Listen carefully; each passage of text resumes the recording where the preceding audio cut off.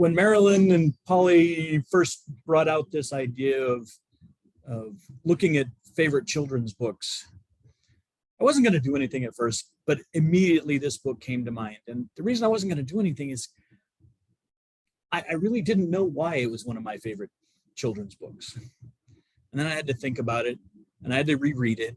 And then I could come up with why I liked it and what it was. And the reason that I picked the song we just listened to, My Old Man, is because on the surface and all the way through, and I think this is the initial reason why this story resonated with me, is it's a love song from a son to his dad.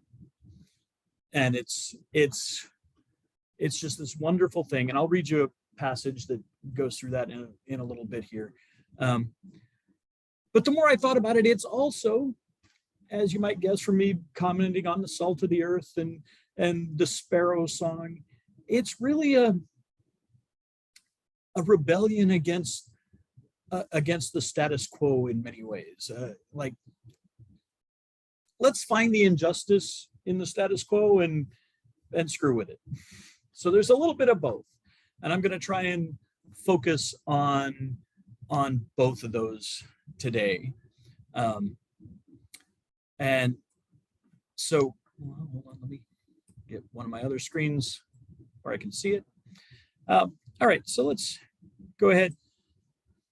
This is actually a page just so I can introduce you to the characters as I start to talk about them. And unfortunately, this is a page from my daughter's version. We got her the whole set of Roald Dahl books, the whole collection. And it has this wonderful page that introduces you to all the characters. And my copy doesn't have that. But I like the illustrations in my copy better, even though this is the gentleman that worked with Roald Dahl on most of his books and eventually did the illustrations for all of his. But my version has illustrations by Jill Bennett, and I like hers best. Maybe just because they're the ones I started with. But obviously we've got Danny, who's at the time this is of the story, he's about 10. Danny's dad, Doc Spencer, who plays a really big role. Mr. Rabbits, who is the head keeper for Victor Hazel's Wood. Hazel's Wood is where things happen. And Mrs. Clipstone is the Reverend Clipstone's wife, and you'll see where she comes in a little bit later as well. So, as I said, this is a love song of sorts between a son and his father. And Danny and his dad, now Danny's mom died when he was about 4 months old, and his dad had to raise him alone. And his dad was an undereducated man. I won't say he was uneducated, he just had a non-standard education. He was an undereducated man who ran a filling station and was a brilliant mechanic. And they lived in a little caravan, a gypsy caravan. And they still have these in England and Ireland today, although most people don't actually live in them anymore. And I just love this picture of the filling station because it's described, and there's not much to it. There's a workshop, there's the 2 pumps, and there's the caravan. And that was where they lived. And this is a like 6 by 12 foot caravan. That was their home for both of them. But I have to read this first page, and it's from the chapter called The Big Friendly Giant, which for those of you who are Roald Dahl fans, you will recognize as one of his other books. But in this case, he's talking about his dad. And it turns out that later his dad is something of a marvelous storyteller.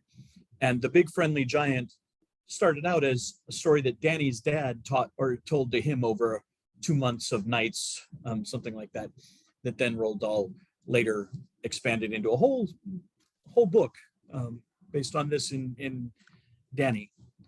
So let me just read this. The Big Friendly Giant. My father, without the slightest doubt, was the most marvelous and exciting father any boy ever had. You might think, if you didn't know him well, he was a stern and serious man. He wasn't. He was actually a wildly funny person. Made him appear so serious was the fact that he never smiled with his mouth. He did it all with his eyes. He had brilliant blue eyes, and when he thought of something funny, his eyes would flash, and if you looked carefully, you could actually see a tiny little golden spark dancing in the middle of each eye, but the mouth never moved. I was glad my father was an eye smiler. It meant he never gave me a fake smile because it's impossible to make your eyes twinkle if you aren't feeling twinkly yourself. Mouth smile is different. You can fake a mouth smile anytime you want, simply by moving your lips. I've also learned that a real mouth smile always has an eye smile to go with it. So watch out, I say, when someone smiles at you with his mouth, but his eyes stay the same. It's sure to be a phony. And this is one of many passages where he just expounds on how wonderful his father is in just real life, earthy things. And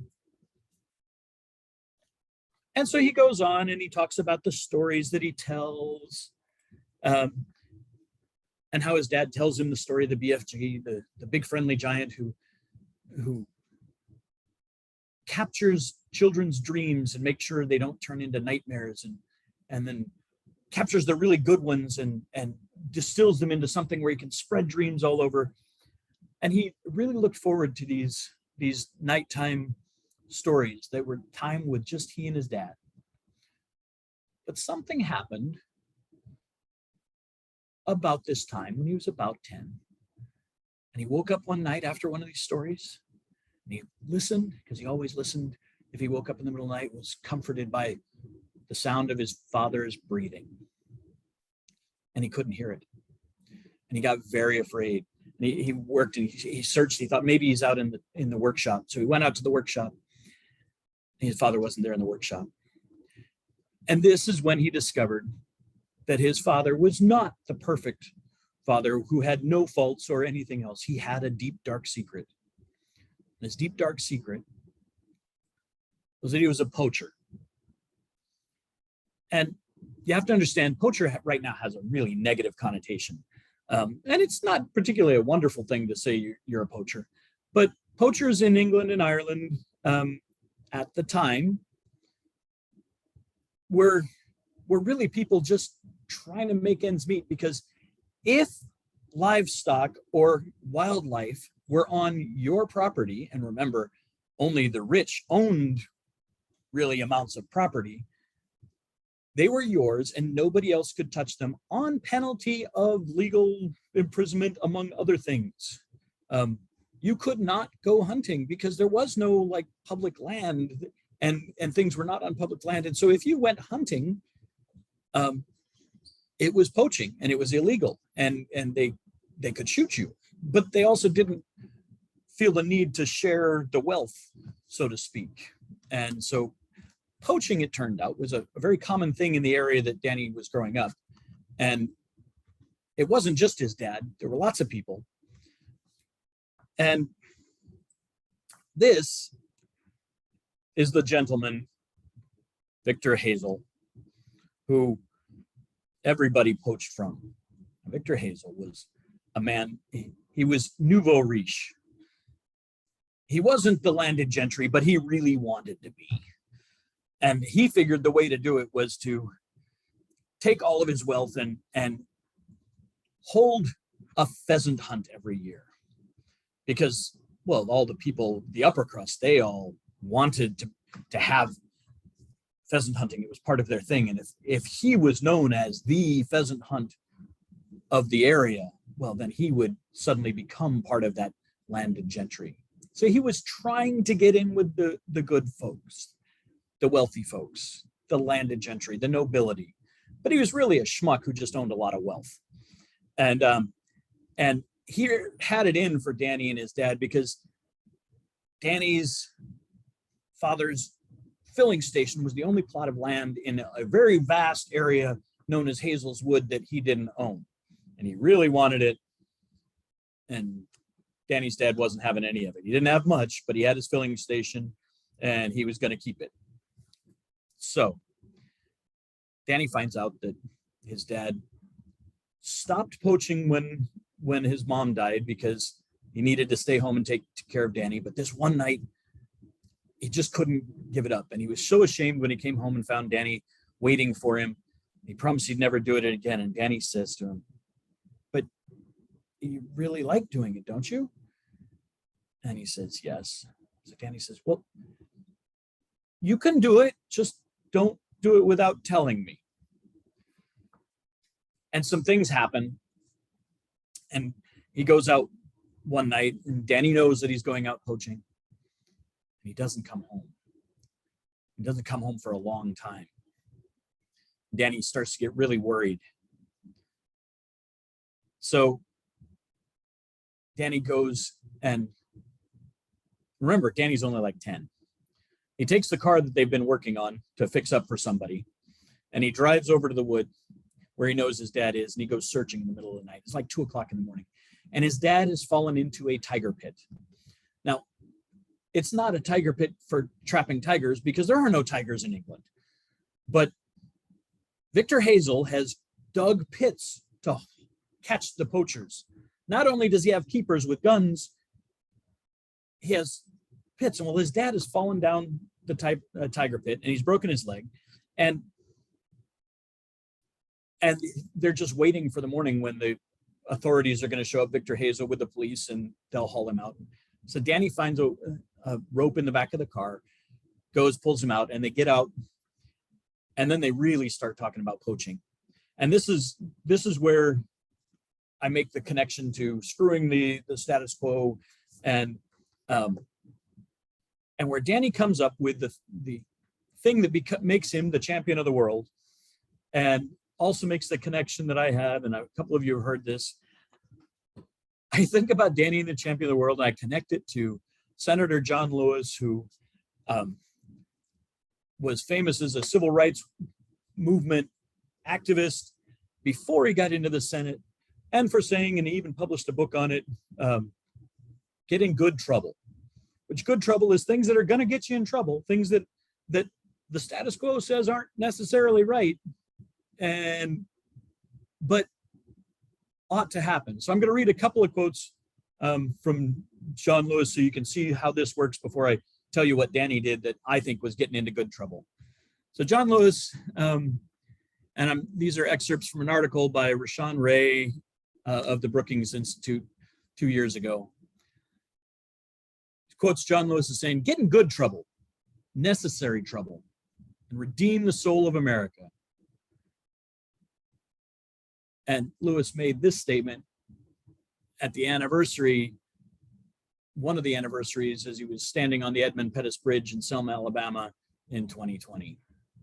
And what Rashawn Ray goes on to say is, Lewis teaches us that age is nothing but a number, and young people have to be the change they want to see by pushing and forcing older people for equitable change. Older people are often socialized in the current arrangement of society and cannot envision a radically different world. Lewis stated, "I want to see young people in America feel the spirit of the 1960s and find a way to get in the way, to find a way to get in trouble, good trouble, necessary trouble." And this is where I come back to Danny, the champion of the world. Danny is incensed.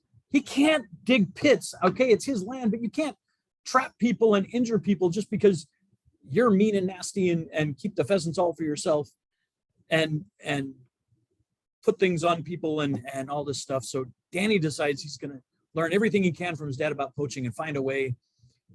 And it turns out that the injury becomes the source of the good trouble, because Victor Hazel has a big shoot where he invites all the nobility and the landed gentry from around to a big pheasant shoot once a year. And he's getting ready for this big pheasant shoot. And Danny realizes, hey, you got pain pills that are like sleeping pills that put you to sleep. And because you were trying to poach on Victor Hazel's land, what if we put those pills, divided them up, and put those pills in the raisins, the soaked raisins that the pheasants love so much? We could just go in before dark and sprinkle them in the field where the pheasants would all feed on them, and then go away without poaching and wait till the keepers leave. And we could go into the wood at night and we could capture all the pheasants so that when all the gentry show up for their pheasant shoot, there's no pheasants to be had. And this is what they do. And so this is them sneaking into the woods, and you can see in the background, hiding by a tree, is one of the keepers with his shotgun, and all the pheasants in the feeding ground. And they spread these doped raisins, and then they leave. And they come back a couple hours after dark, and the pheasants are just falling out of the trees, and they just pick them up. And they get another friend of the family who's also a poacher who runs a taxi service to hold on to all the pheasants and give them a taxi ride home. And so that in case the keepers are wise to it, when they get home, they're not carrying anything, and there's nothing to be seen.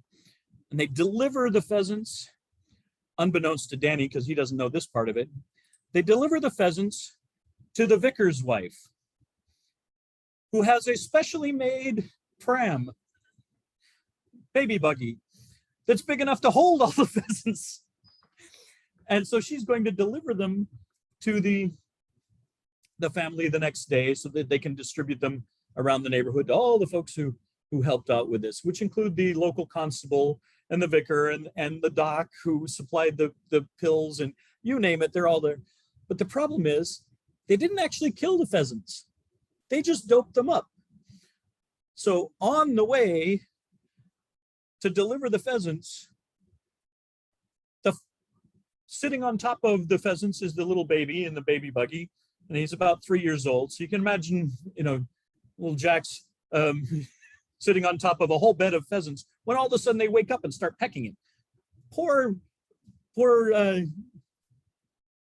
Mrs. Speckman is just freaking out, and her sons, and they explode out. Well, of course, things have gone bad at Hazel's pheasant shoot. And so he comes and he's absolutely incensed that, they stole his pheasants. And by the time he gets there to where he knows they must have gone, they're flying all around or bumbling around because they're still sort of dopey.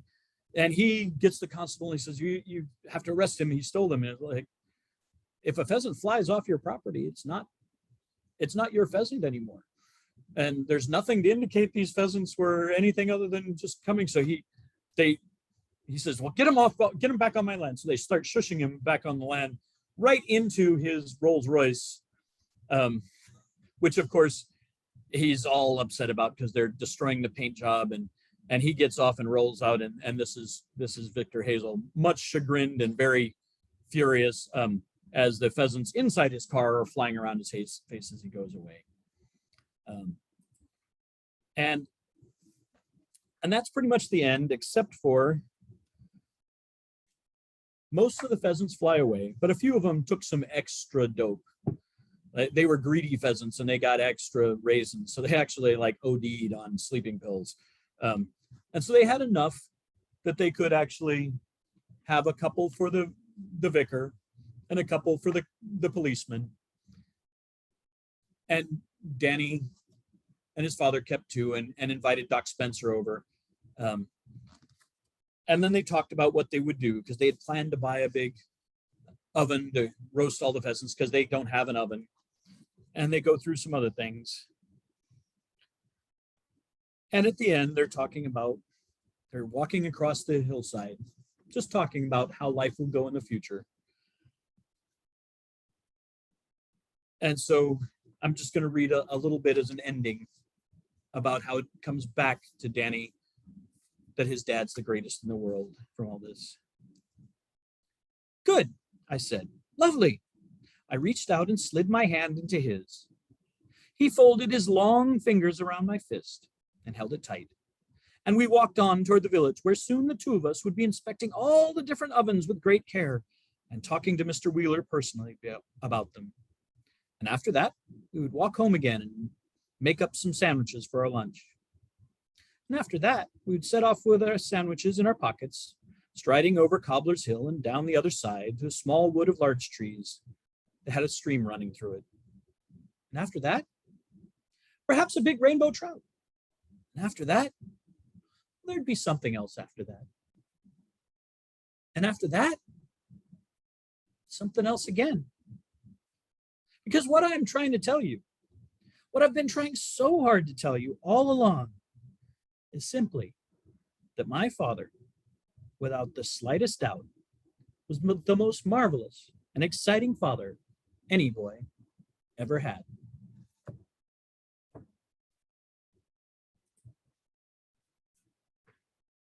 So, questions? Comments? Anybody else a big Roald Dahl fan?